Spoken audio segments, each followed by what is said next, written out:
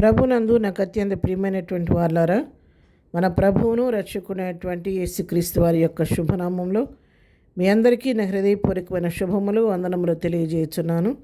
ఉదయకాల సమయంలో దేవుని వాక్యాన్ని ధ్యానం చేసుకుందాం. ఈరోజు వాక్య ధ్యానం కొరకు మనం తీసుకున్నటువంటి లేఖన భాగము యెషయా గ్రంథము 44వ అధ్యాయం 26వ వచనం చదువుకుందాం. నేనే నా సేవకుని మాట రూఢిపరచువాడను, నా దూతల ఆలోచన నెరవేర్చువాడను. యెరూషలేము నివాసస్థలమగుననియు యోధా నగరాలను గూర్చవి కట్టబడిననియు నేను ఆగ్రహించి ఉన్నాను. దాని పాడైన స్థలములను బాగు చేయవాడను నేనే. దేవుని నామమునకు మహిమ కలుగును గాక. ఇక వాక్య భాగాన్ని మనం గమనించినట్లయితే, నేను నా సేవకుని యొక్క మాటను రూఢిపరచువాడను అని చెప్పి దేవుని వాక్యం సెలవిస్తుంది. అవును ప్రియులారా, అభిషేకించబడినటువంటి దైవజనులు, దేవుని చేత ఏర్పరచబడిన వారు, ఒక మాట వారి నోటి నుండి ప్రభు మనకు వాక్కుగా ఇచ్చాడంటే అది మన జీవితాల్లో ఆయన రూఢిపరిచి నెరవేర్చే దేవుడు. హన్నా జీవితాన్ని మనం గమనించినట్లయితే, హన్నా దేవుని సన్నిధిలో బిడలేని పరిస్థితుల్లో కన్నీరు కార్చి ప్రార్థిస్తున్న సమయంలో ఏలీ ఆమెతో మాట్లాడిన తర్వాత, ఆమె మత్తురాలను కాదు, నా యొక్క సమస్య ఇది, నేను బిడలేని దాన్ని మనోదుఃఖంతో ఈ విధంగా ప్రార్థిస్తున్నానని చెప్పినప్పుడు ఏలీ ఆమెతో అంటాడు, మీదటికి సంవత్సరానికి నీ కుమారుడు కలుగుతాడు, నువ్వు దుఃఖం పట్టం మానివేసి వెళ్ళమని చెప్పినప్పుడు ఆమె దైవజనుడి మాట మీద నమ్మిక పెట్టుకొని ఆ రోజు దుఃఖముగ్గా ఉండటం మానివేసిందని చెప్పి దేవుని వాక్యంలో మనం చూస్తాం సమూయేలు మొదటి గ్రంథంలో. ఆ విధంగా దేవుడు తన దాసుడు చెప్పిన మాటను హన్నా జీవితం నెరవేర్చి ఆయన చెప్పిన రీతిగానే సంవత్సరానికి హన్నాకు సమూయేలు అనేటువంటి కుమారుణ్ణి ఇచ్చి తన వాగ్దానాన్ని నెరవేర్చి ఆ మాటను రూఢిపరిచినట్లుగా మనం చూస్తున్నాము. ఆయన తన దూతలు చెప్పిన ఆలోచనను నెరవేర్చే దేవుడు.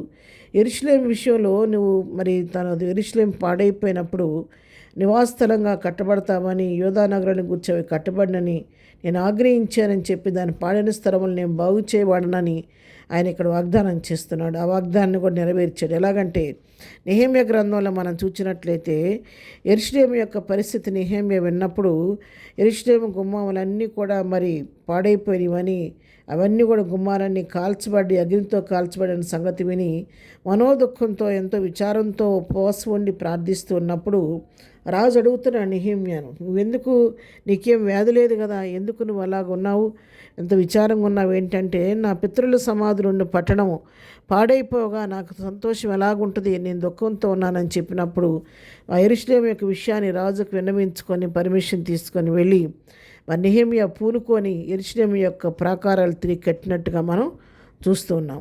ఆ వాగ్దానాన్ని దేవుడు ఇక్కడ ఇచ్చిన వాగ్దానాన్ని అక్కడ నెహెమ్యా ద్వారా యెరూషలేము యొక్క ఆ యొక్క ప్రాకారాలు తిరిగి కట్టబట్టాలని దేవుడు సహాయం చేశాడు. దేవుడు ఒక మాట, ఒక సెలవు ఇచ్చాడంటే అది కుటుంబ విషయం కావచ్చు, వ్యక్తిగత విషయం కావచ్చు, ఒక పట్టణం విషయం కావచ్చు, ఒక రాజ్యం విషయంలో కావచ్చు, దేని విషయంలో ఒక మాట ఇస్తే దాన్ని తప్పకుండా నెరవేర్చే దేవుడు. ఈ ఉదయకాలం ఈ వాక్యం నీతో నాతో మాట్లాడుతోంది. దాని పాడైన స్థలములను బాగు చేయవాడని నేనే అని చెప్పని దేవుడు వాగ్దానం చేస్తున్నాడు. ఈ ఉదయకాలం నీకు నాకున్న సమస్య ఏంటో, మన జీవితాల్లో పాడైపోయిన పరిస్థితులు ఏంటో ఆయనకు అప్పగిస్తే ఆయన మన జీవితాల్లో కూడా పాడైపోయిన స్థలములను తిరిగి బాగు చేయడానికి, కట్టడానికి ఆయన సిద్ధంగా ఉన్నాడు. ఆయన కృంగిని వారిని లేవనెత్తే దేవుడు, గుణి చెదరిన వారిని బాగు చేసే దేవుడు, మూడు వారిని జీవితాలు చిగురింపచేసే దేవుడు, ఎడారిలో సవలేర్లు ప్రవహింపచేసే దేవుడు, తన వద్దకు వచ్చి వారిని ఎంత మాత్రం తోసివేసే దేవుడు కదా, అరణ్య భూమిని ఫలింపజేసే దేవుడు.